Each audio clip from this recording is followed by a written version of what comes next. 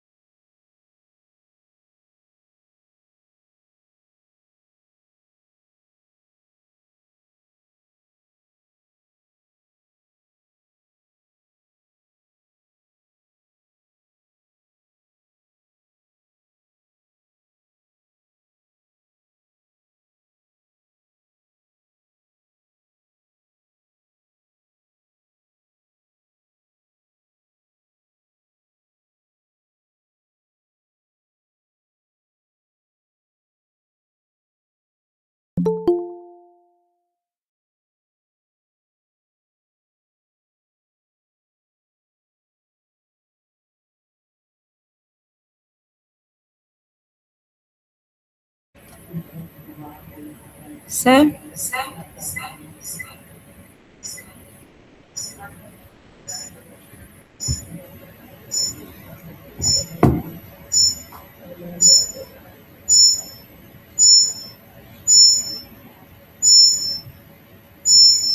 Hello. Sir? Am I audible? You're not audible, sir. கேக்குதா? கேக்குதா? அது ஆஃப் பண்ணதா? Yes, sir. Okay, fine. Okay. Hello.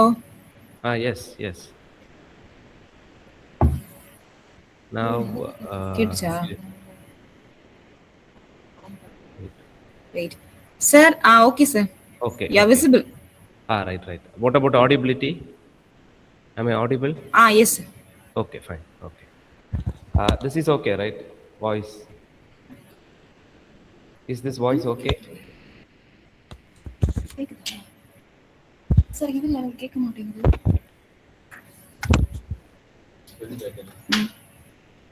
Audio.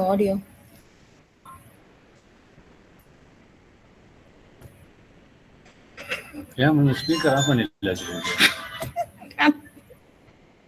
ஆஃப்ல இருக்கு.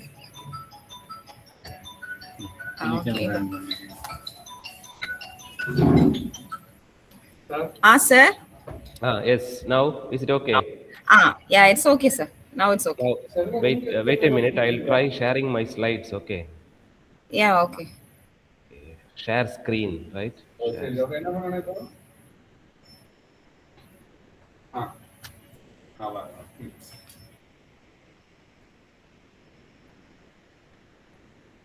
Is it visible? Yes, sir. In full screen, right? Yes. Or wait. Not, is it okay? It's okay, sir. Wait. But the side slides are, yeah, now it's okay. Yeah, this is And okay. is it changing? Yes. Okay, fine. Okay. Okay, sir.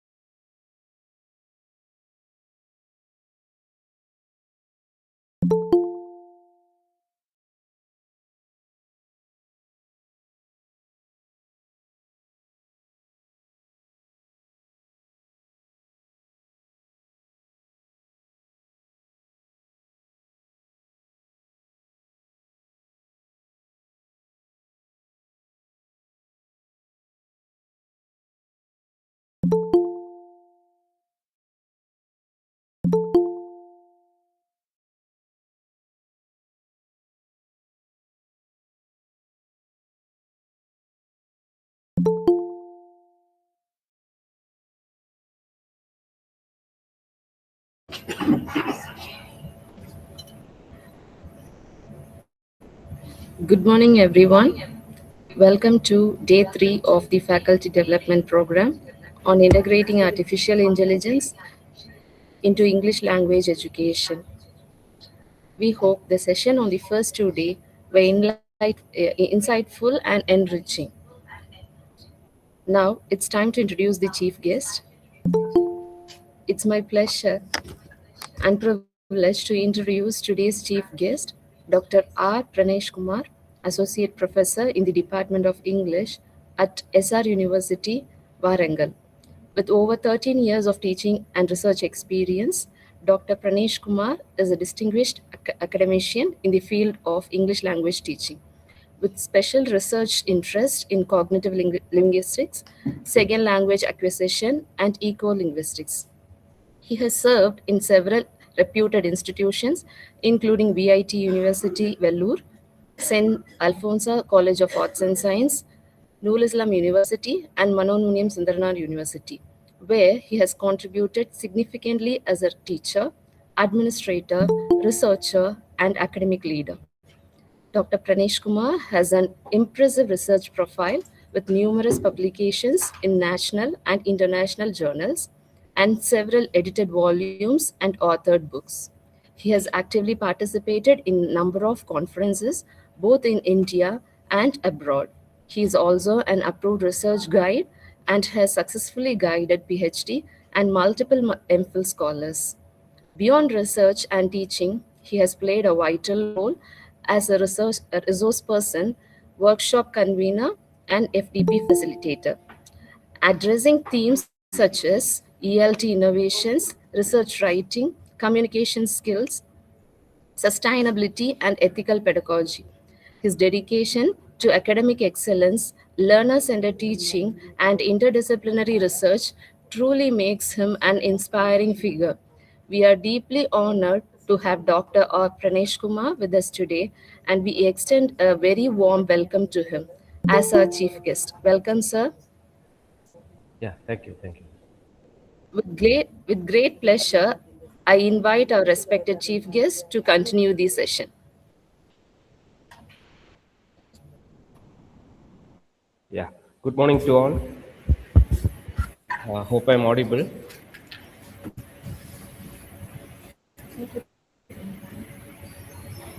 I'm audible, right?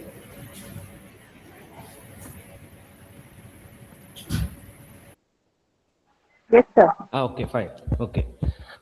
So at the outset, let me thank the organizers for choosing this particular topic, which is highly innovative and which is the need of the hour, because everywhere, right from the field of education to every field, whether it be health, wellness, whatever it be, AI has taken over.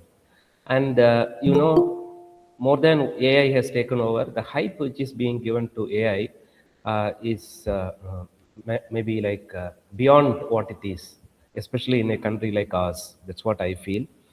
And of course, this is the third day of the FDP, entitled Integrating AI into English Language Education.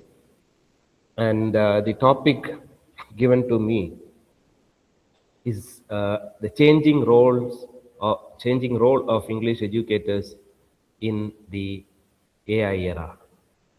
So I'll make sure that throughout the presentation, I'll do justice to the topic that is given to me. And I have planned it in such a way that the first half of the presentation will provide you a brief introduction, maybe a partial definition on what is AI. And in the second half, we'll discuss some real world problems with AI, and another third half where what are the things why a teacher cannot be replaced by AI. What is that uniqueness an English teacher has?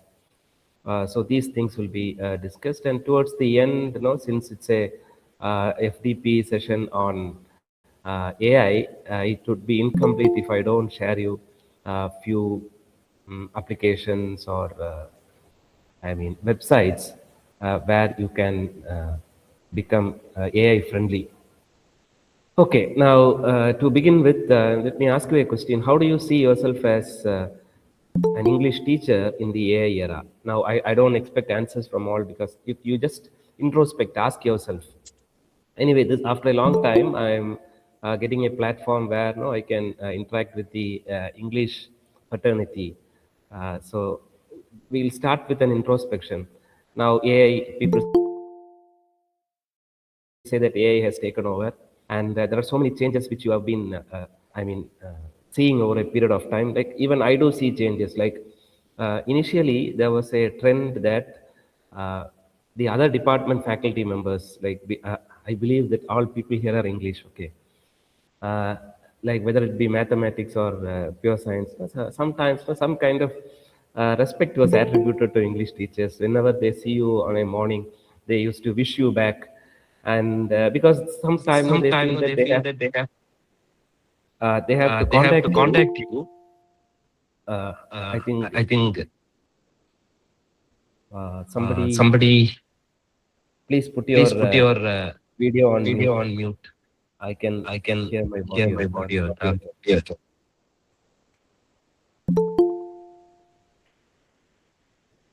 Sudha, I think. Yeah, 1 minute, sir.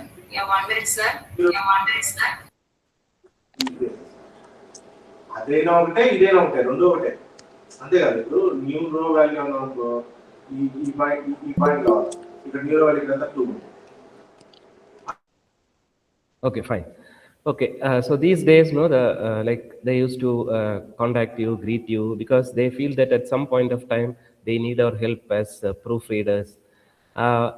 But that has declined these days because they feel that with AI platforms, they can very well do the job, and there is no need of an English teacher. This I have felt, because over the period of 13-14 years into this field, I could feel it. And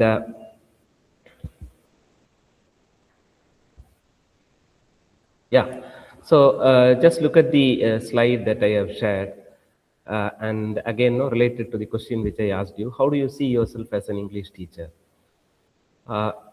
Probably in a rural setup, like if you speak outstanding English, your student will be looking at you like with an alien look. And your friends now, even though the numbers of friends calling you for reference might have declined after AI, but still, even I get calls asking for the meaning of a vocabulary or something related to that. And then your family members, okay, they may think that you are working 24/7. This is what you do inside the classroom. But my dear faculty members, I'd like to tell you that a teacher, an average English teacher or an average teacher, a data says that is working for 2,200 hours a year. Can you imagine that? And we think that the AI is better than us.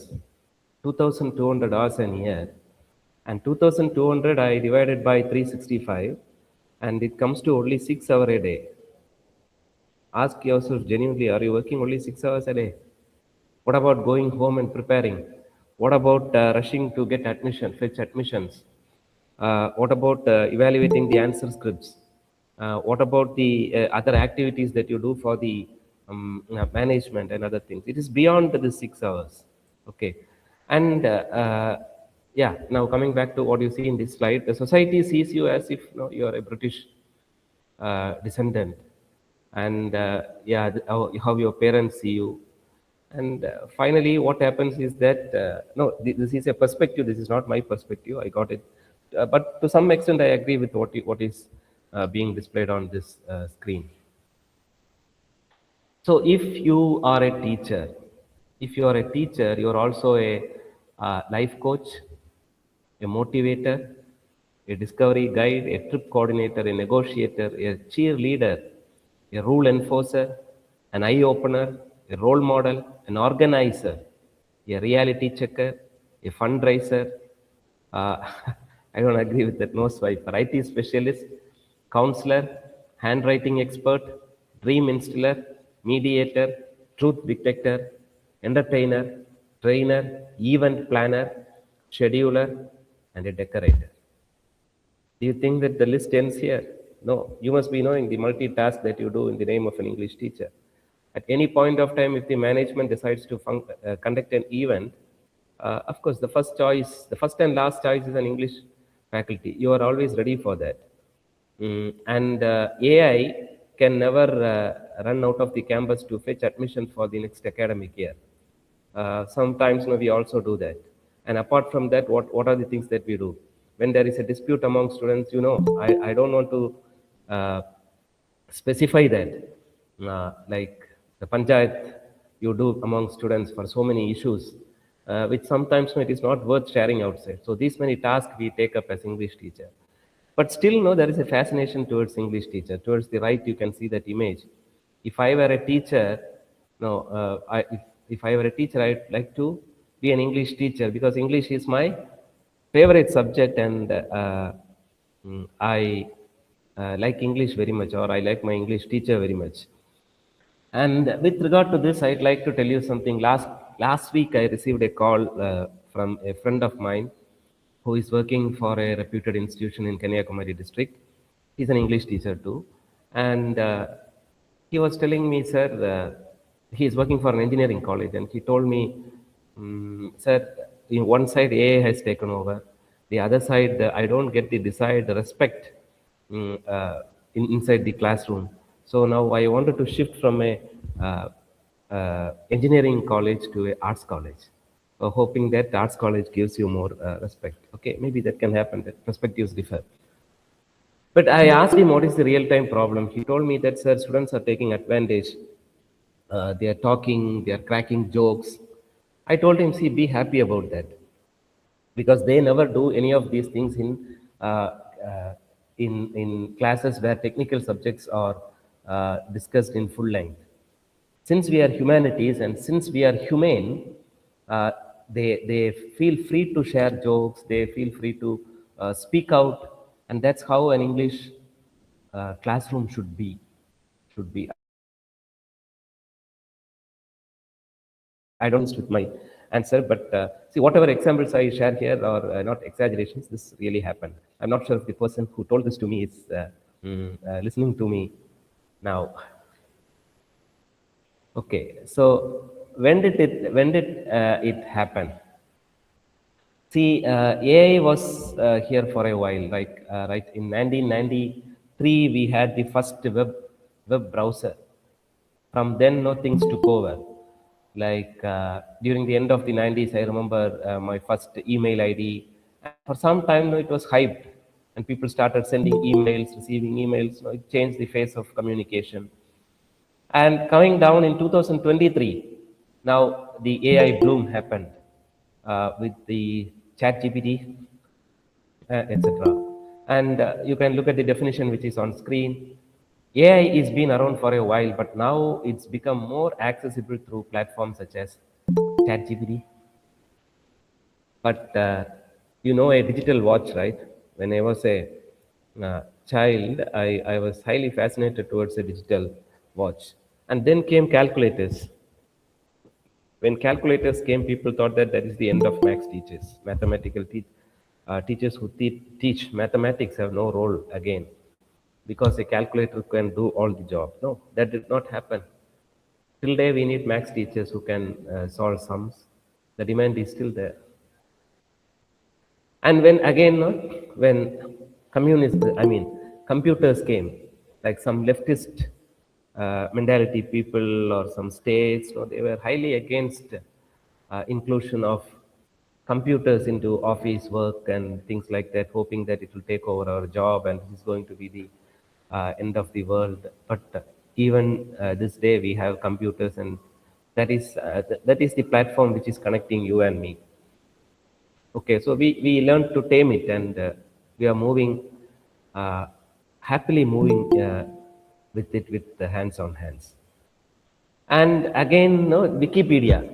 For some time, when students write an essay, when they copy from some sources, especially when they do research, English, especially English teachers, we use this phrase in the class. No, I don't want your Wikipedia notes.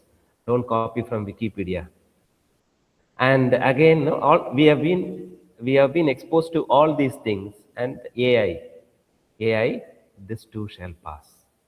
That's what I have to say. I don't understand why in India and so many surveys which says that throughout the world, AI is highly marketed only in India. So when I say this, don't think that I'm against AI. No, it's not like that. But I am about to say that it is overhyped in India, in a country like ours.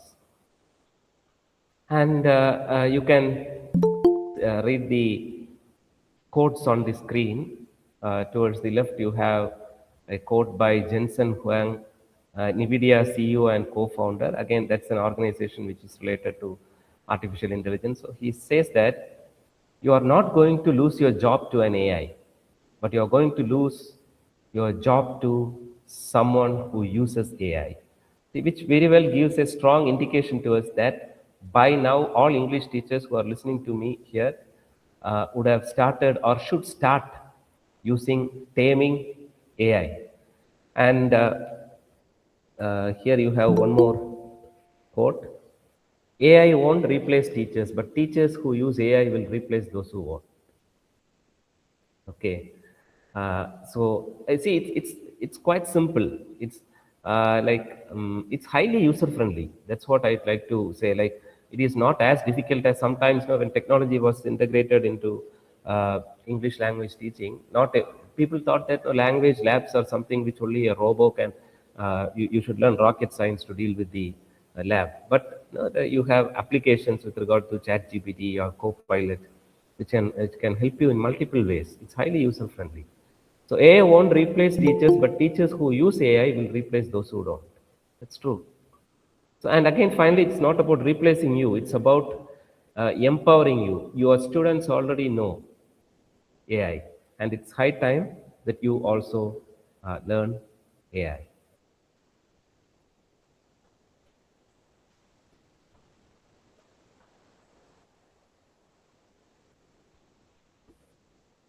Yeah. So one of my favorite authors, Yuval Noah Harari. I had a YouTube link below, but I think maybe due to time constraint, I'll share it to the organizer. Maybe you can correct it from there. So one thing which I like about this author is that he has imagined. I think in this book, he says that in the future, the world will be divided or may be divided into two groups. One sect of people who are for AI, who will support AI, and another sect of people who are against AI. But you cannot be somewhere in between. Either you will have to take side with people who are in favor of AI or people who are against AI. And yeah, the quote goes like this: AI is not just a tool, but an agent capable of making its own decisions, potentially leading to unforeseen consequences. So unforeseen consequences, as a teacher, you will be thinking about the plight and the future, what is going to happen in the life of my student at the next moment. But AI is busy thinking about the next word that it has to give you. Okay, that's one big difference. And again, yeah, before moving from this slide, no, I recall something from the same author. One of his books, which I read twice, Sapiens. In his book Sapiens, he gives an interesting fact with regard to language, which I'd like to share with all language teachers. He says that, see, many civilizations have come, it has fallen down. Still, man continues to organize people, and we are creating new civilizations. And unlike other living things on earth, we are able to build so many things. All these things could happen only because of the power of language. Through language, you can convince people, make people believe what is not true, and again, take things forward. And I remember, if the quote is right, he says that you can never convince a monkey or an ape by giving it a banana and asking it not to eat the banana, so that it will get 1,000 bananas in the banana heaven when it dies and goes to heaven. You cannot stop the ape. It will eat the banana. But human beings, you can cleverly convince them by telling that if you don't, and that's the power of language. All these things happens only through language. You can even make people feel things which are not abstract, just because of the power of language. Like Maybe you speak about a trust, you say it's a trust, you speak about patriotism. These are things which you cannot touch and feel. But still you can make the listener understand the meaning of the word through your language. Yeah. So now what is the difference between an English teacher and ChatGPT?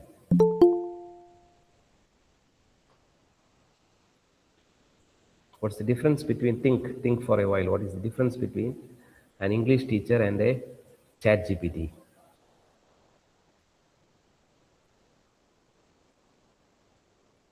Yes.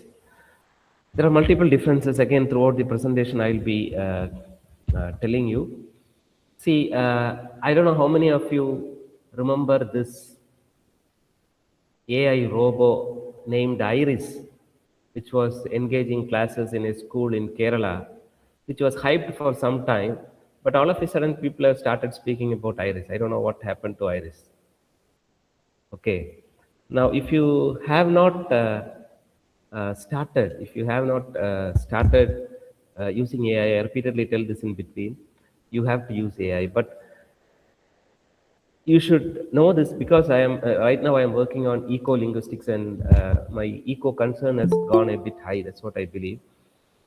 That's why I'd like to tell you this, that every time you use the artificial intelligence platform, whether it be ChatGPT or Copilot, each time you use the servers which are placed for these platforms in some corners of the world gets heated up. Good, I could read the message. Yeah, we'll come to that maybe towards the end. No, we'll have some discussions also. I saw the message. So each time you're asking something and you're giving a effort to AI to think, the servers get heated up, and pure drinkable water, the resource on Earth, which is depleting, is being used just as coolant to cool these servers. You cannot use salt water because there is chances of getting overheated or maybe an explosion. So this is happening. So at least if you're eco concerned, now at this point of time, you will stop asking unnecessary questions to AI. But there are multiple uses that nobody can ignore it. Like recently, my son, who is going to 5th standard, he asked me to purchase him an Alexa. I was a bit worried because, see, Alexa is a device where they can ask anything and everything under the sun, and Alexa will be replying back.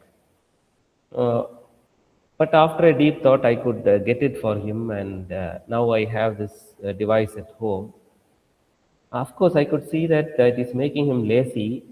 I am waiting for the day when I'll end its usage. Because for simple things like, Alexa, what is the date today? Alexa, what is the climate today? Alexa, what is special about today?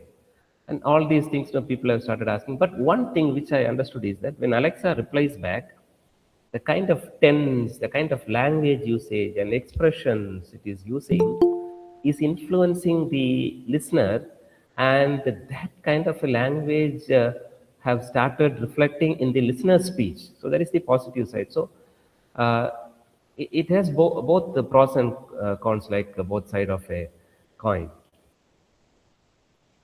Yeah, so now you will be surprised if I tell you that this particular slide which you see on screen I asked the same question to ChatGPT, and this is what ChatGPT told me. I have copied and kept it here. Okay. So English teacher teaches you step by step, and ChatGPT claims that it explains things instantly anytime. So an English teacher corrects your mistake and explains why, but a ChatGPT adapts to your level and style, which means it is watching you. Even when you are giving a prompt, it knows how many spelling mistakes you are committing there, and how quick are you in typing things, or how well do you frame sentences. So what it is doing is that it is giving content related to your level. And then I sometimes, after receiving the content, people again ask to make it more scholarly, to make it. And something very interesting happened in the institution where I am working. Uh, uh, because see, as language teachers, this did not happen to a language teacher. We as teachers we are multitasking, and sometimes some of the mails people have started giving to ChatGPT platform and then copying the reply and pasting and sending it to somebody. Maybe imagine if even in the other end the person is doing the same thing, then the conversation is actually happening only between artificial intelligence, not between people. And once it so happened that towards the end of every content, no, is there anything that you'd like to, I'd like to do for you? Somebody copied even that and sent it to people, and then they were running from pillar to post how to delete that mail which they have sent to a higher authority. So funny things like this do happen often. So again coming back, it follows a syllabus, but ChatGPT gives examples, rewrites, paraphrases, and a teacher will test your grade and gives you homework, but that kind of a pressure is not there in ChatGPT. Who says this? ChatGPT says this. And it focuses on accuracy and exams, but ChatGPT focuses on understanding. So the big difference here is that an English teacher teaches the language, ChatGPT helps you use the language. This is what ChatGPT is claiming. But my dear friends, as language teachers, no, we ourselves should give enough room for students to practice language. So definitely, I believe that I do believe that majority of you does sit inside a classroom, and we should keep on doing it, or else the claim what ChatGPT gives is going to be true. Not that we keep on talking continuously inside the class. Let us give opportunity better than a monologue. No? Let there be dialogues inside the class between the faculty member and the student who is supposed to learn the language. And this particular legend, many of you know, and especially people who are specialized in ELT, you must be knowing Noam Chomsky, who is a linguist, a politician, who devised this concept of LAD, called a language acquisition device, or who differentiated between what is competence and performance. The world knows him. So this is what he has to say about ChatGPT. He says that ChatGPT doesn't hold a candle to true intelligence. Now, some of you may agree with this, and some of you may not agree with this, because some people are claiming that, see, day by day, and of course that is true. A colleague told me months back that, see, 1 or 2 years back, the quality of content with which ChatGPT was giving, easily you can identify, okay, this is generated from ChatGPT. But these days, no, ChatGPT has learned so many things from the prompts and inputs that we give. And somebody brings a research paper, if you're a guide, and gives to you. Today, it's hardly difficult to differentiate between a man written content and the ChatGPT written content. Okay, okay, fine, okay. So that's it. But no, you can't take it for granted, because even now, no, this Turnitin is also getting enhanced to an extent that plagiarized report it will give at one end, and the other end it is also ready to give you contents copied from ChatGPT or any other platforms. So some of you must be familiar with this. This happened in Germany, where a church sermon, a service was done by an avatar. Avatar was giving the message, and the uniqueness about this is that people initially did not know that the message was given by an avatar, AI-generated church service. And towards the end, people were informed, and they were asked feedback. They were asked to give feedback, and the majority of the people who participated in the sermon had something to say. This is, and that's written below. The content was okay, but it lacked soul. Yes, my dear friends, if you replace a teacher with AI, this is what your students are going to say. The content may be okay, but the soul will be missing in the message that you share inside your classroom. So what we see here with the church, very well you can relate to a English language classroom too. For me, no, I will say yes. Now let's discuss some real world problems that are happening with AI.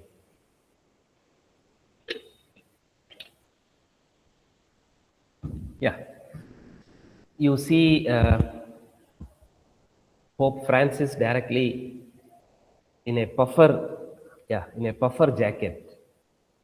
Photo which was taken on Wednesday, warning about the rise of images that. Okay, fine. See, you will be surprised to know that this is not a real photograph. This is a deep fake. Deep fake. And do you think that this deep fake is someday will come and interfere with academics too? It has already happened. In the institution where I'm working right now, in the humanities department, we had a Japanese faculty who, while he was giving assignments to students who opted for Japanese language, they were supposed to record a video on a particular topic and then share it, for which he will be doing the assessment. And he was taken by surprise when a particular student who is not sound in his academics was able to give a fluent speech. I saw the video, I have the video with me. Very fluently in Japanese he could do, and he could share his assignment. The teacher had to verify again, and finally, and deep fake in the student's own voice. In the student's own voice, the lip movement also syncs with the content the AI has generated, video. Students have already started doing it, so be cautious. Be cautious inside the classroom. Because each day, initially in classrooms when I give activities, because in some of the institutions, mobile phones are not restricted. People easily go to ChatGPT, and sometimes they also check the teachers. What if the teacher has told is right or wrong? And then they come up with answers. So at one point of time, I thought, no, I'll not give. I'll stop giving topics. So I started giving images. So speak about this image for speaking activity. But then later I came to know that even if you drop an image, it can give a passage.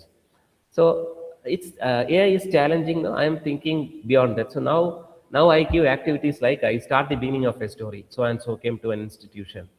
Initially, he did not have any friends. He felt very bored. And after 3 years, he had so many friends. They went for an outing. Then I'll ask them, you narrate what happened in between all these 2 years. So now I have to be more creative than AI.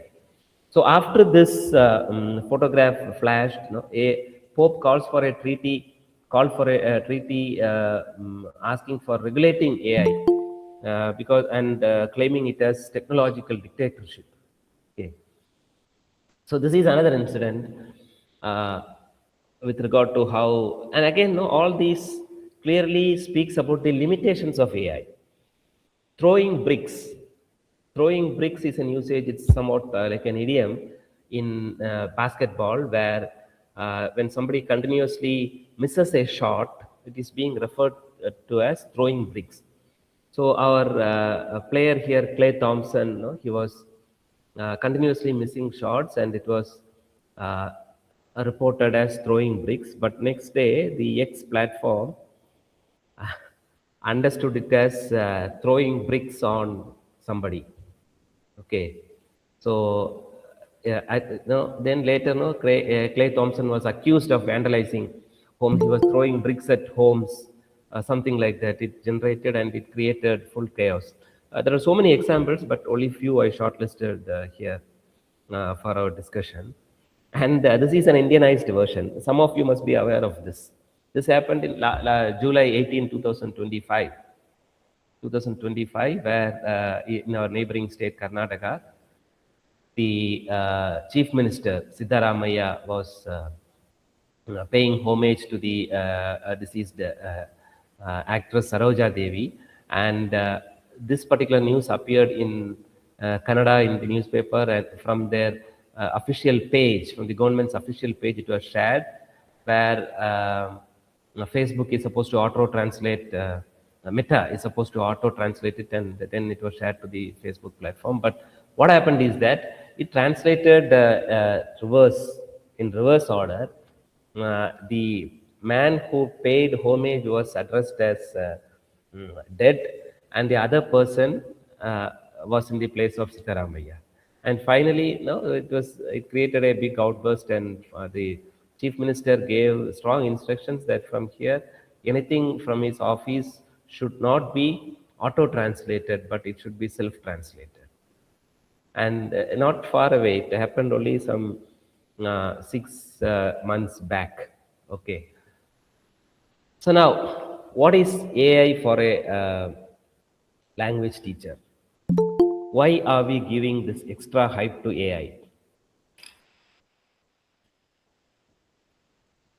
See, recently I tried one of the facilities of AI where no, I gave photographs of my family members, and I asked it to generate an image like as if I'm traveling in an open car where wind is gushing against my face and my hair is blonde and it's an evening time, and all details you give, it is able to do that. It's able to do that.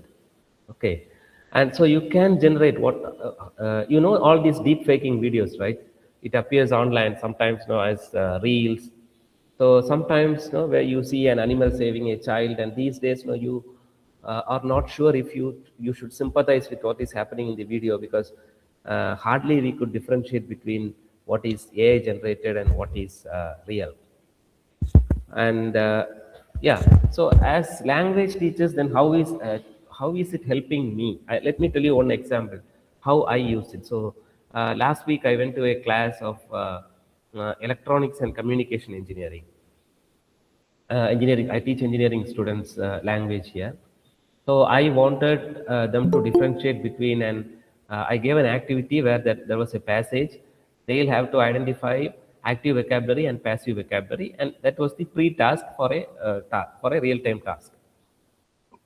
So from the face of the students, I could sense that they felt the passage really boring because the passage was not in any way related to their stream of interest. Okay, it was some literature content, and it was not appealing to them. So how did I guess that I'm not an AI? I'm a human, so I could read it from their face.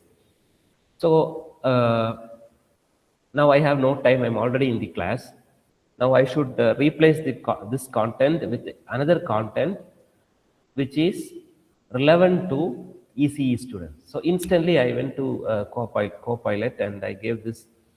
I asked them that for this particular task, vocabulary.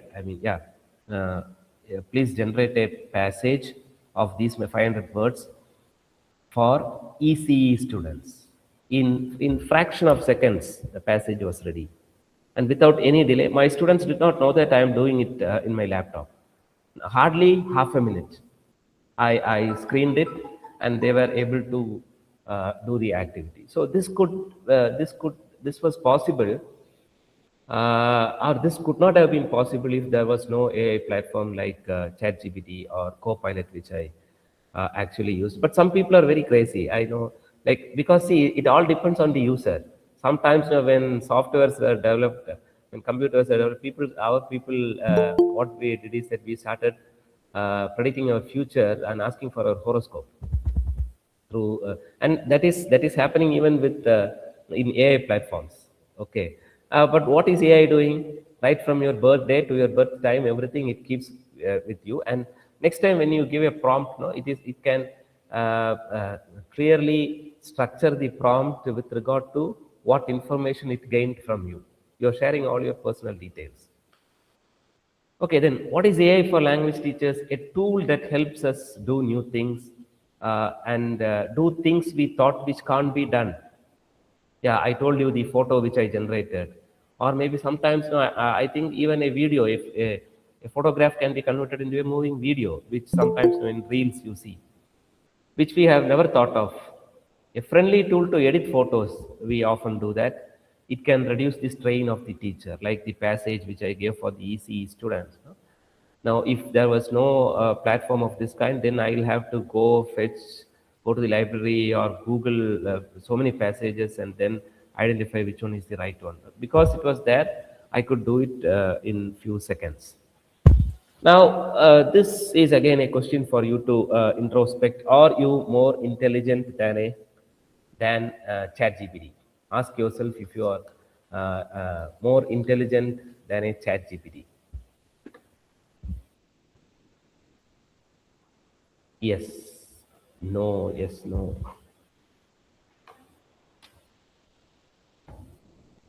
Intelligence is cognition, but it is also emotional intelligence. Now ask if ChatGPT has that.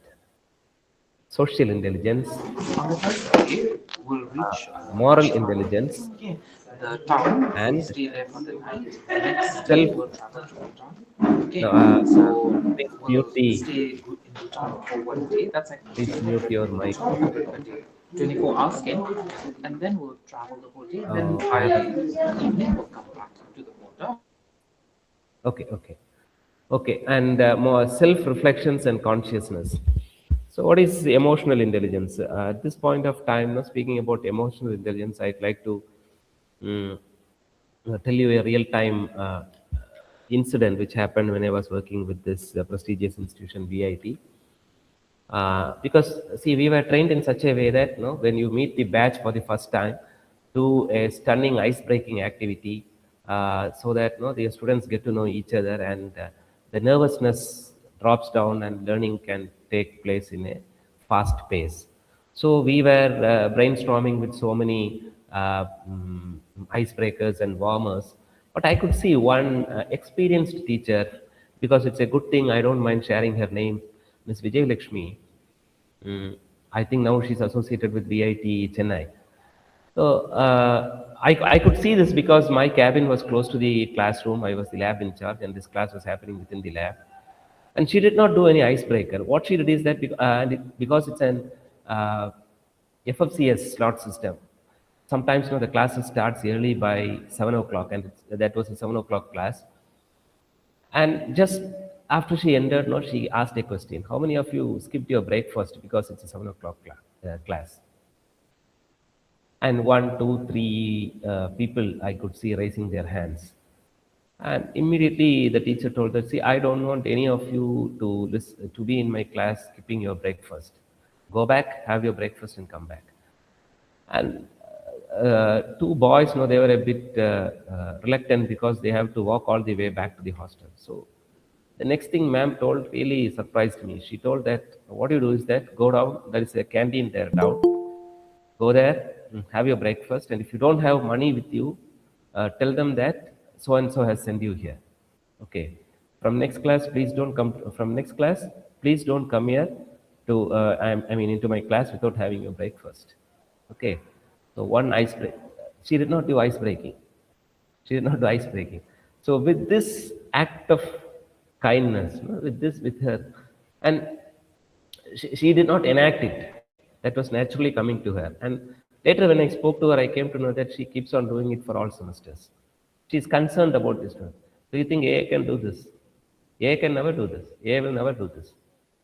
So emotional intelligence. So you see a student and then you know how much he can do, what is his difficulty, why is he not speaking, what's wrong with him, why there is high traces of mother tongue in his speech. Okay, so all these things, and why he's not, how to help him to overcome his problem with the tense. So all these things you will think, ChatGPT will never think. ChatGPT will think only of the next word that it should give when you give a prompt. Okay, and then comes the social intelligence. So you can ask a teacher. See, the typical example which I tell. What is that? Different registers in language. Like you see a student after a long break or an interval, and he was absent for the classes, and then he comes back, and the friends will be asking him, "Hey, what happened? Long time no see." But if a teacher is on a long leave, imagine the student coming and asking, "Hey, what happened? Long time no see." which again, no, it's a typical example that the student lacks social intelligence. In society, to whom, what kind of usages you have to frame, no, that kind of an intelligence it should have. People should have, especially language users should have. But now again, ask yourself if ChatGPT has that. Then moral intelligence. These students are adults. Now, last week there was an issue with regard to this. In the previous class, no, students are worried because the teacher unknowingly cracked a gender biased joke. So this time, no, with regard to that, they are asking something. So I should be careful. I should not hurt them. I should not body shame people. So things like that. And self-reflection and consciousness, like you speak about what happened in your life, how you tackled a situation which that particular student is facing at this age. So all these things you can explain to them, and that's going to which is going to help them in meaningful ways. So this is again another quote from my favorite author. The book is none other than Future Shock. The wars of the 21st century cannot be fought with the weapons of the 20th century. No, you associate the war with what you do in the classroom. And what is the weapon? It's nothing but the AI tools that you have. Okay. And I like this favorite author because he wrote his book towards the end of 1970s, where he was predicting the future, and many of the things that is happening today, he predicted long back. He predicted long back.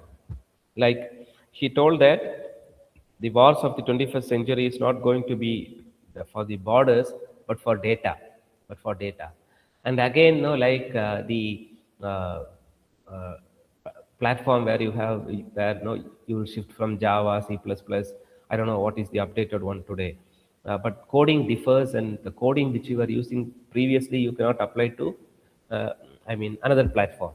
So with regard to that, there is a beautiful quote by Alvin Toffler, where he says that the illiterates of the 21st century are not going to be the people who cannot read or write, but are going to be the people who are not ready to learn, unlearn, and relearn. Unlearn means the previous coding you have to forget, and you have to start with the new coding, or else the previous coding will interfere with the present coding. So you have to forget about what you have learned, and unlearning and relearning. Again, no, sometimes no, yeah, applications will get updated, so you will also have to relearn things. So this very lately, this morning I included this particular slide. This is one of the research paper that I published and presented at a conference, language conference in Kuala Lumpur, Malaysia, in the year 2019, just before the year before the COVID. So why this particular paper finds relevance here is that then the term artificial intelligence was not much hyped. That's why I use the term technological interference in the development of L2 interactional competence. So long back, I would say that I can claim that long back I have foreseen this problem where because students spend so many times with applications and their homeworks and assignments in universities or done through online platform, the scope for one-to-one communication, eye contact, sharing ideas face-to-face, or having meaningful discussions, it has highly declined. And this you could see, towards the end, this when they go to an interview, when they face placements, at that point of time, they understand that, and you know it, right? Because even at homes, the culture is like people are very comfortable texting the next person in the next room rather than shouting, "Why should I strain my throat? I'll text him. Come, let's have our lunch or whatever it be." Yeah. So now I'll be briefing you what AI cannot do and English teachers can do. Any guess on what it is going to be?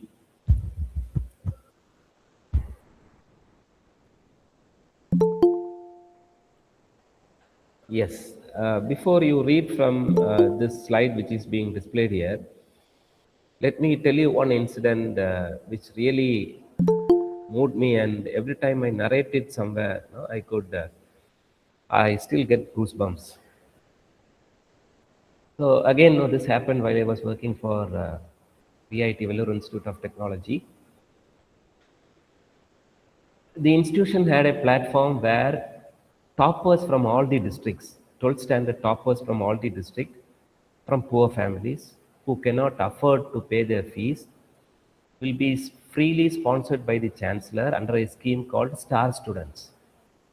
And majority of these students come from a village background. And I was assigned the task of improving their basic communication skills. We had extra classes for that, and the class number goes from some 30 to 35. And there was one particular girl, I don't want to tell the name, uh, like few other students, these people, they could uh, top the higher secondary exam just because they could mm,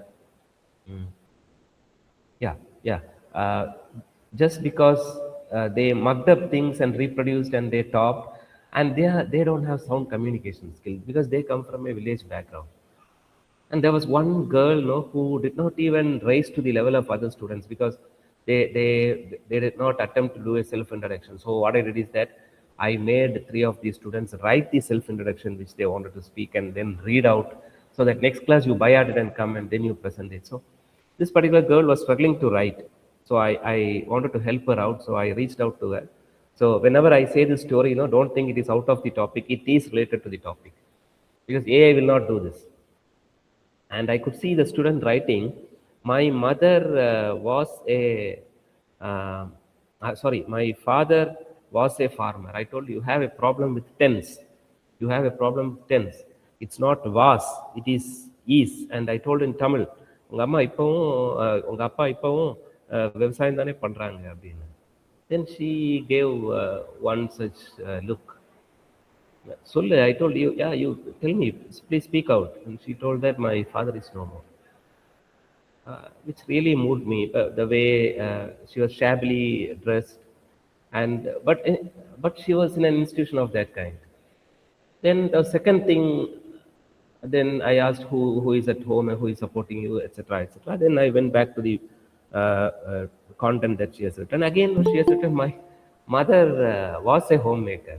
I told you, the problem is with your tense. You wrote it for your father, and now you're writing was. Your mother is homemaker, right? Huh? No, my mother is no more.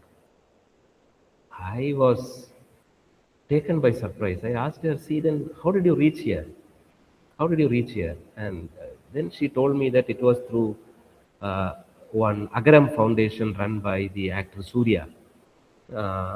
After which, I had great respect for that person who runs this Agaram Foundation. Now I had to give extra classes for her. I asked her to come to my cabin, and from sometimes when she reaches out to my cabin, from the stairs I could watch her with those bewildered looks. She will be looking at the massive buildings, and with all fear she comes. And then I had to train her extra so that she will be completely prepared in the next class when I meet her along with the students. So this kind of an emotional connection.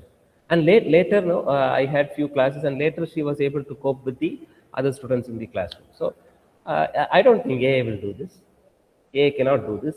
AI will never reach a level to whatever it get advanced. To what extent it get advanced, it will not do this. Okay. So as language teachers, you can build a deep emotional connection with your students. You can adapt teaching to complex context. You can serve as a role model. You can encourage higher order thinking skills, for them to be creative. You can nurture social skills. You can advocate for students, like they have an issue. You go and speak on the students' behalf, justifying your students. Sometimes, in this act, sometimes, the management also may feel that you're going against. But you have that happiness that you spoke for the students. Then bring passion and joy, navigate ethical gray areas, gray areas which are highly sensitive, which you have to sometimes to present a sensitive area inside the class, you have to change the word order of the sentence. Okay, you do that. AI will not do that. And again, to cultivate lifelong learning. So language teachers matter in profound ways to their learners and their futures. The core characteristics that underlies this uniqueness is human compassion. And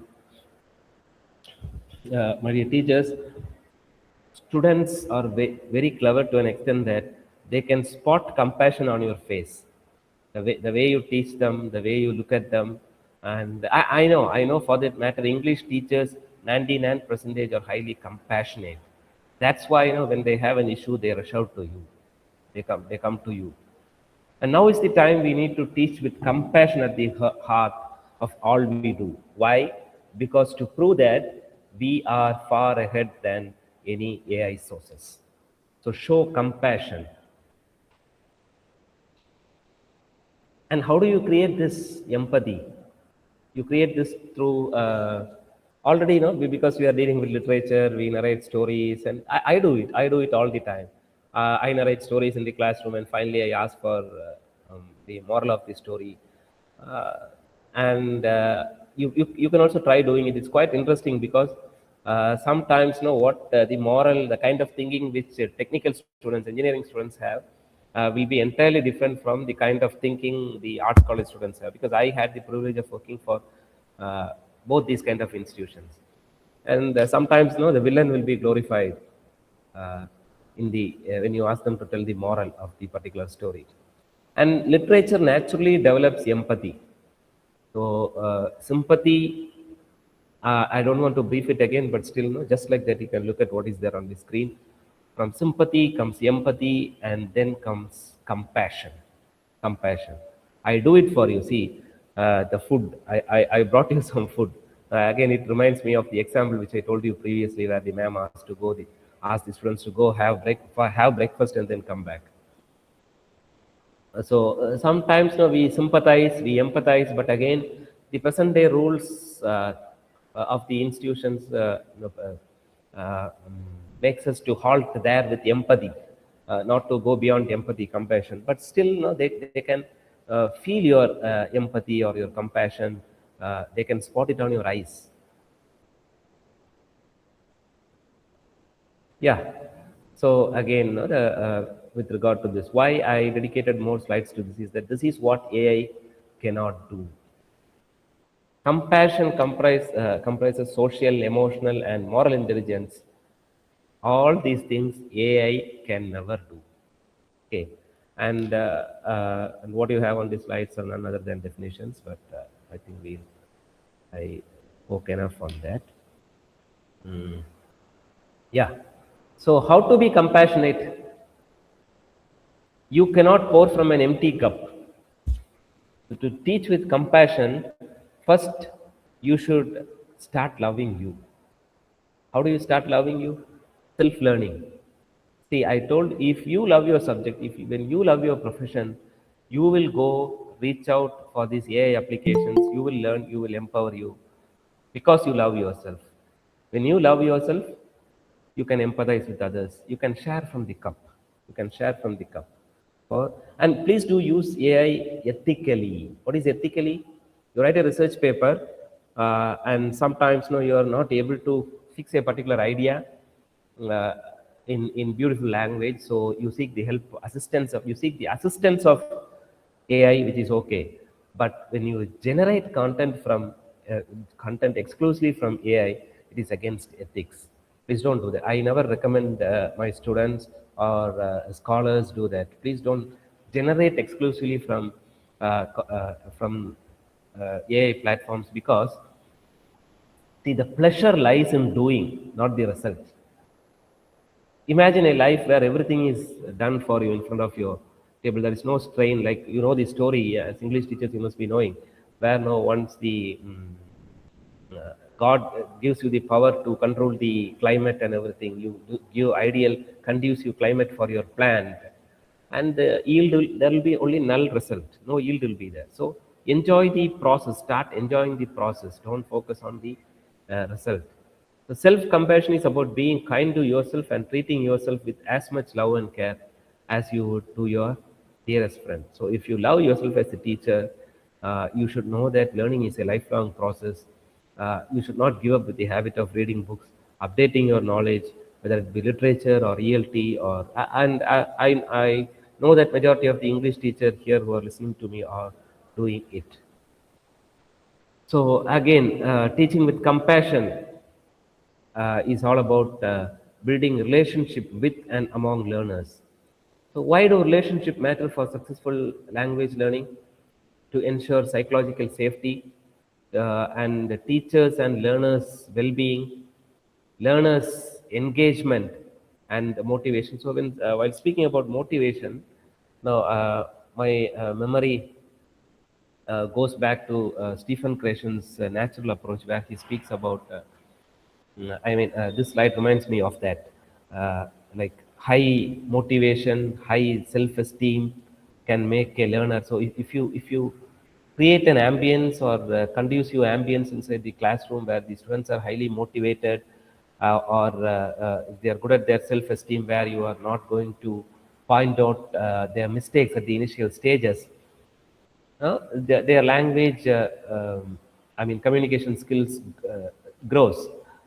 And anxiety, when they are anxious, the pace in which they learn the language naturally comes down. And finally, when you teach with compassion, that also reflects on the academic achievement. Yeah, so as teachers, no, as teachers who are compassionate, we should learn to actively listen.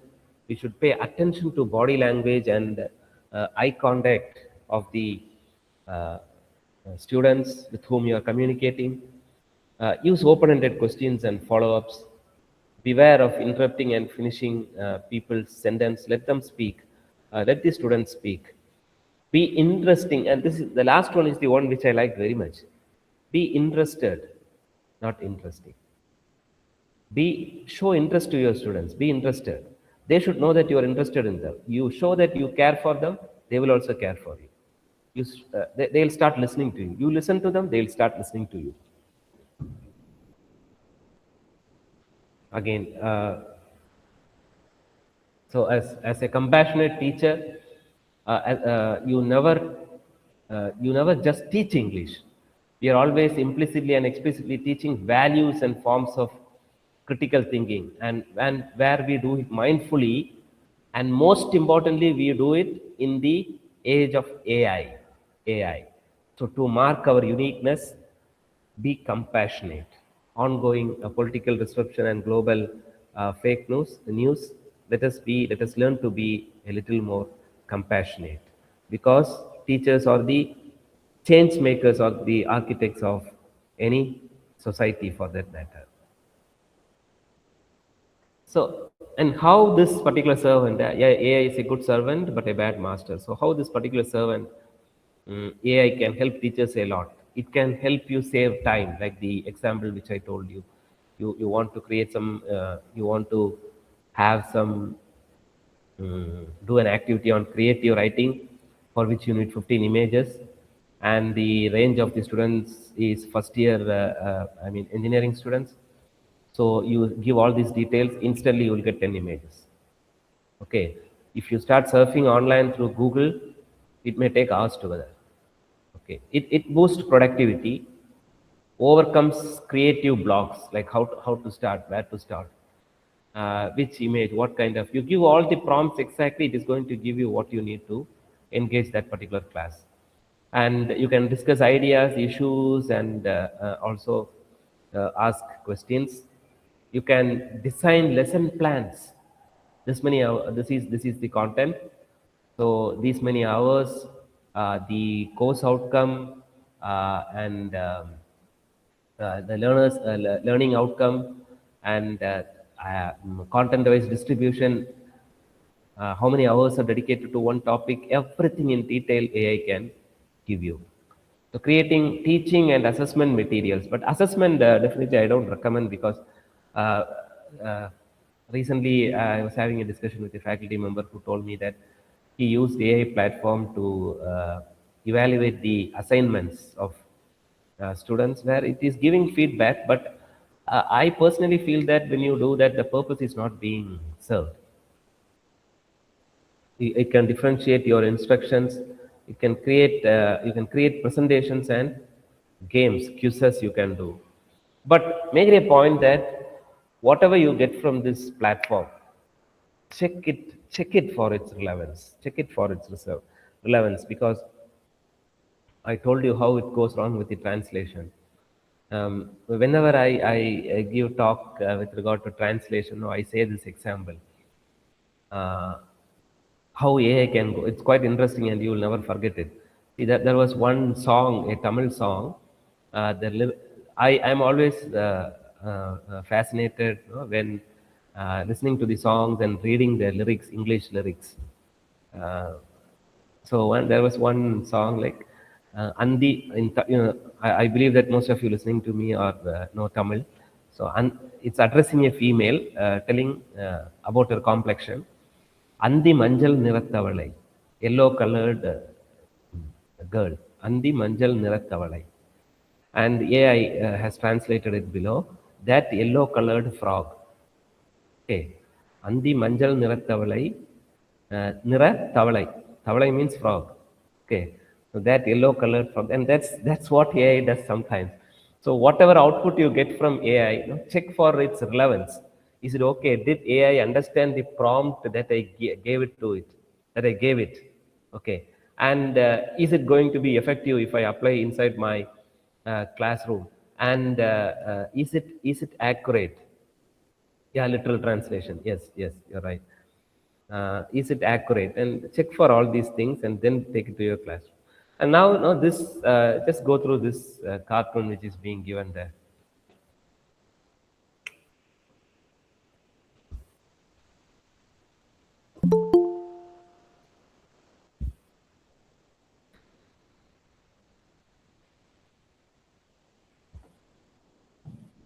It's about digital natives and digital immigrants. Okay, so I am not a digital native. I am from the 1980s. So I am a digital immigrant. But my students who are in my classroom are digital natives. Okay, they know a lot on technology. The way they deal, they are multitasking with the technology. So sometimes, to know how an app works, digital, immigrants like us, what we do is that we go to YouTube and check how to use this software. But these people never do that. They try, test, and they learn it. Okay. And these are some of the, you should know this because this is a real-time challenge when you teach digital natives. So digital immigrants use the internet as a secondary source of information, and digital natives use internet as their primary source of information. And see, you can very well see that. I envy people who do research today because they have umpty number of platforms, and some of those apps I'm going to tell you now, where like connected papers, where you give a topic and it will give so many materials to you. But when I was doing my research back in 2008-9, when I was doing my PhD, we did not have any of these. And even when I started doing something like this, out of my innocence, I spoke to my guide, and my guide discouraged me, telling that, no, Pranesh, this is not real kind of research. Then I was asked to rush from libraries to libraries. I even came to CFIL to collect materials. But now, you can bypass all these things. You can download any books. You can download any number of books. You can refer to it. You can, and there are platforms where you can read something, and you can also ask for research papers with contradicting ideas. It will show you. It will show you.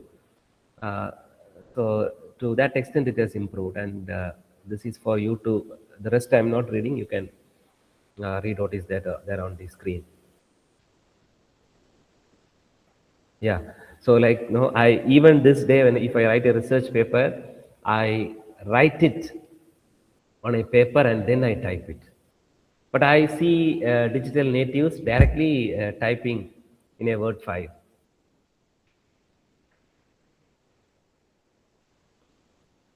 And my God, the kind of video games they play. I don't know. For me, I cannot stare for continuous hours on screen. No? It will, uh, uh, it will directly uh, impact my vision, which I could feel. But I don't know how these people. And yeah, so how many of you use Copilot? Many must be using it. And the Copilot is one such platform where you can instantly create materials as language teachers, like MATLabs or close test, or a reading passage, whatever you ask, or images, you ask for images, or you can also give an input prompt telling the level of comprehension, level of competence your learners have, and based on that, it is going to give you content. And this is, you can rely on this. You can rely on this. And this one, no, this can create, you write a poem or write a passage and give it to suno.com. It can sing for you, male voice or female voice, and what kind of tone, all those things you can adjust. I think for some days it's free, and later they're going to charge you. This is one such platform. There's an endless list, but now our focus is not exclusively on this platform, so I limited to only a few entries here. And Ghibli for PPT and quizzes. You can use Ghibli for PPTs and quizzes. If you ask me, have you done this? No. The previous two I have done. Ghibli I have not done so far. But my colleagues here, they use, and they actually recommended this to me. And yeah, Defit, no, like it can generate syllabus for you. The curriculum itself, it can generate for you. Yeah, and I think I am moving quickly. It is Diffit, DIFFIT, for teachers. And this one I have used. This is quite interesting, like Kahoot, where you can, and students love this like anything, because see, you can conduct quizzes with Kahoot, and the advantage is that you need not prepare the questions and feed it for it to create your quizzes. Yeah, I mean, with regard to grammar, tense, and other components, punctuation, already questions are there, and you can. Okay, background also. Okay, fine. Okay, I'll note it. Okay, and they find it very interesting because you can, with a QR code, you can ask them to scan just by sitting inside the classroom, and they'll be interested because the rating will be shown there, who is scoring first and who has completed with the maximum number of right answers. And yeah, something, because some of you who are, or majority of you who are listening to me, must be doing their research, or if you have already completed your research, you must be in the process of writing research papers. So for you, I recommend this. And I envy people who do research today, because during our times, we did not have anything of this kind. So connected papers, eco-linguistics in the perspective of feminism, something like that you give. And then some papers it will show. Then with regard to that, how many papers are there? Connected ideas. And you can look at all those papers. You can also take the, you cite it, and you can go take a printout of the paper, and that is quite possible. So this is one platform. And yeah, even this is for researchers. Perplexity is also for researchers. Paper Digest is yet another platform where you can download papers, and you can ask it to write the summary of a paper, and you can ask it to show papers with contradicting ideas which you have taken, so that you will know the pros and cons.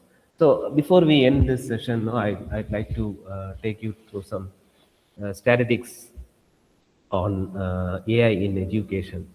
So the This was done in 2024, towards the end of maybe an year ago. And see, these are the percentage of teachers who have integrated AI into their daily teaching practices. Excuse me. 60 percentage yes, and 35 no, 4 not sure, 1 percentage they don't prefer to say. And yeah, so in 3 areas, teachers tops in having used AI technologies, excited or optimistic about AI, teachers tops, and AI technologies have had a positive impact on learning experience. Teachers' opinion tops. So in the other 3, students' uh, students tops, like neutral about AI's role in education, and AI technologies have not had a positive or negative impact on their learning experience. Oh, but quite interesting to see that some people know that it is quite a bit hyped here in India. I'm not. That's not my personal opinion. Some of these slides will tell you. Global student usage of AI tools in education. Uh, 32% use ChatGPT for academics. Okay, student usage. 26.2 use on a weekly basis, and 41.7 use regularly. Yeah. So 60% integrated AI in teachers. 51 percentage, they use for games, AI powered education games, so that you can also bring quizzes under that. It's really fun, if you do that once in class, you will want to brand it under games. AI skill development among Indians, self-educating in AI skills. So even I do that. There are umpty number of videos in YouTube where you even see. I only told you certain terminologies, and somebody typed this message as Wayground. Now I have written Wayground. When I go back, what I'll do is that I'll go take a YouTube video and ask how to use Wayground in my classroom, and then you have. Yeah. Receive employer provided AI training. Yeah, in some institutions, teachers are trained to use AI. Yeah, so this particular data speaks about Indian scenario and the international scenario. Students using AI in the global scenario, it's 86 percentage, but Indian students 50 percentage. So imagine the day when students are going to use it 86 percentage. And yeah, teaching AI integration, teacher AI integration. Teachers globally 60 percentage and Indians only 33 percentage. And the market growth, this is why I told you in India it is hyped too much. Okay, that's why you see people throbbing, rushing in for any course. You attach a tag AI and computer science, AI engineering. Even arts colleges have gone for courses related to AI and data mining and what is it, data science and things like that. So yeah, globally it is only 6 percentage, the marketing value. In India, it is 8 percentage, and government investment also is more because it helps in making more money. Government investment also is high in India. Now it's time to think. So what does that mean for us, the real teachers? Should we compete with AI? Should we ignore it, or should we collaborate with it? You have to think.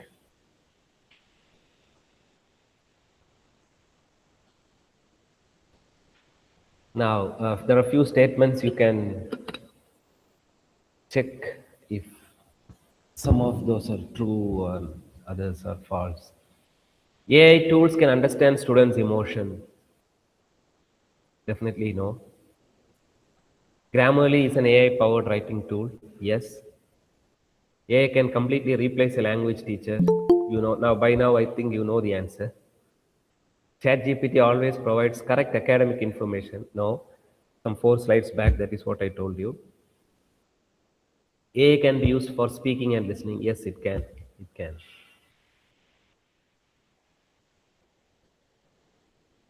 Yeah, these are some of the recent insights. You can read it for yourself.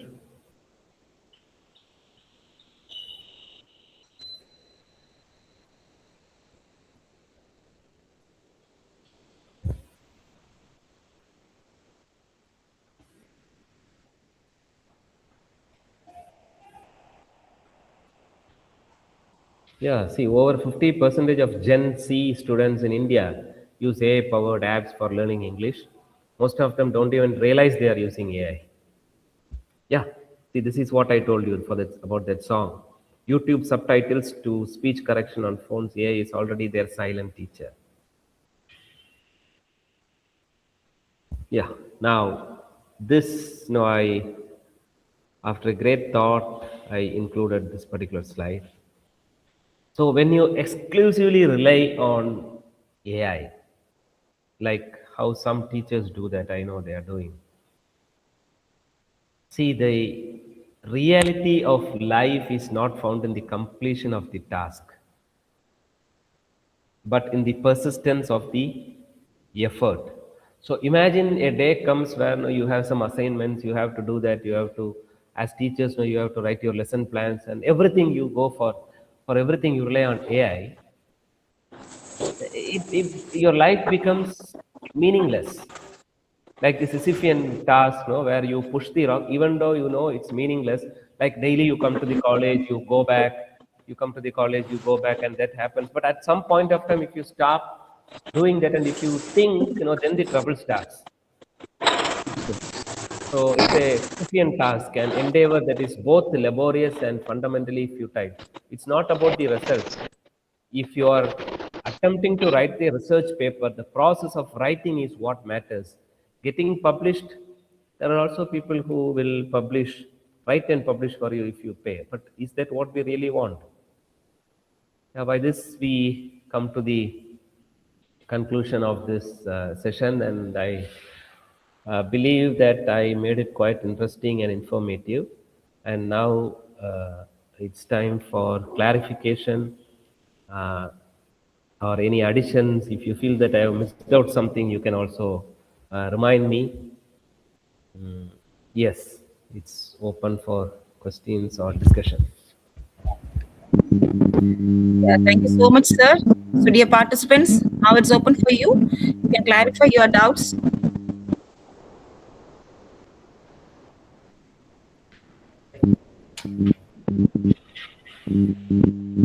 So, a very good morning, sir.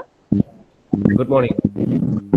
Well, I have a doubt from my end. I am Dr. Revati from Mallareddy University, sir, from Hyderabad. So, this is regarding the AI-assisted writing. Does it have an impact or an effect? Does it affect students' cognitive development and critical thinking skills, sir? This is my major question about the students' voice, the natural voice. Does it have an impact on them? Yes, definitely it will. But you're speaking about school students or adults, ma'am? Well, in fact, any learner for that matter, sir. School students, of course, they are not exposed to that level as these college people are. But then I'm concerned about these college students, sir, because they are relying a lot on this. See, college students, to some extent, what I have seen is that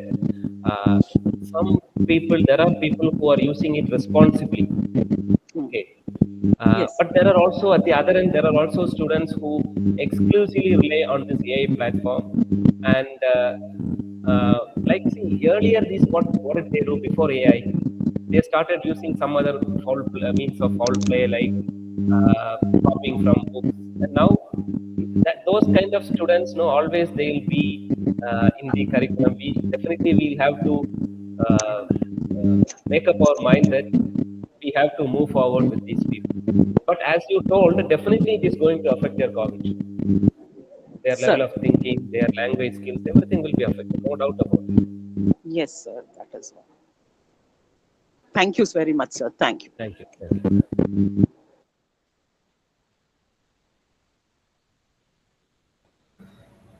Any other questions?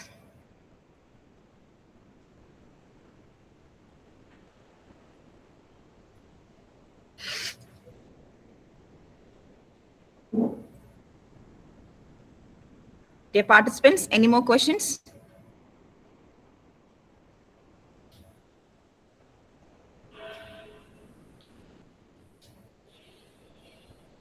Yeah, you can collect it from them and later share it to me if they have questions.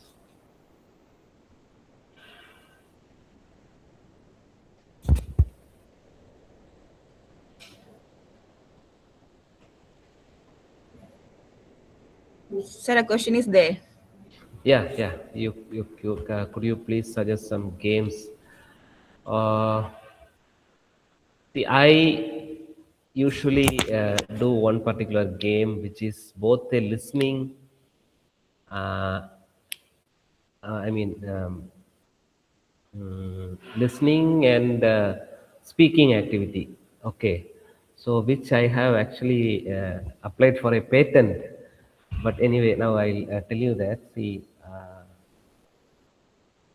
do you do this playing songs without displaying the lyrics repeatedly and then asking them to uh, write the lyrics of the song? That is one thing which I have found really interesting, and students will like it. And I don't evaluate their script. I'll play it once, twice, thrice. Then finally, what I'll do is that I'll display the lyrics so that certain words or phrases which was actually something else, they would have understood as something else, and then they themselves correct it. And ultimately, the class is going to be fully noisy at that point of towards the end, where I tell them that, see, 5 times you listen to the song, now it's time for you to sing. And I go to the extent of singing along with them. That's one thing which I do, which is an interesting activity. If at all you have listening and listening activity in your curriculum. So apart from that, as icebreakers, there are so many games. There is an endless list of games. Uh, like not at this point of time, I'm not able to recall. And like you asking them to draw something on the board and then writing a sentence, where you can teach them preposition. I do such things. I practice such things. I practice.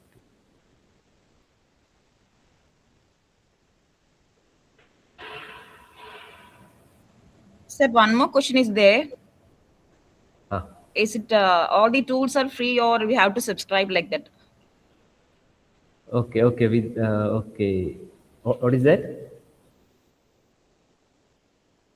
It's a question there, whether the tools are free or we have to subscribe like that. Yeah, that's a beautiful question. Some of these tools which I shared are free, but for certain other tools, no, the free versions will have limitations. You cannot use all the privileges. And one thing which I found very interesting is that I feel that there will come a day where even ChatGPT and what is that, the co-pilot and all those people, they are going to charge for you for that. Like how Grammarly does, like we can use Grammarly, but certain aspect will be hidden. Like only if you are a paid user, you can go beyond this. So because now it's an open market where things are blooming. Most of these AI apps or platforms are free, but soon, one by one, I strongly believe they are going to put some price.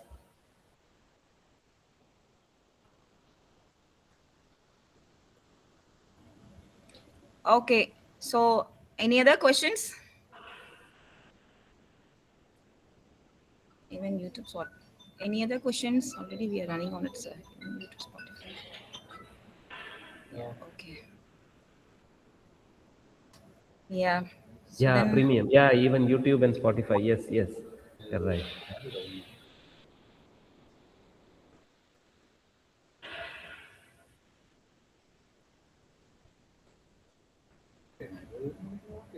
okay, I think no more questions are there.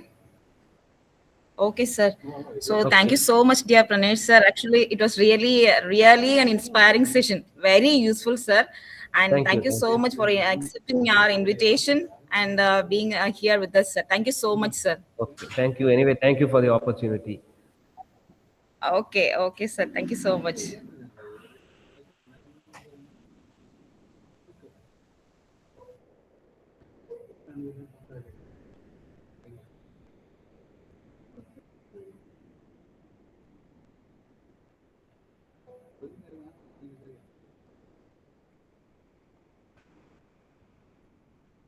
Dear participants, you can submit your feedback link through the link.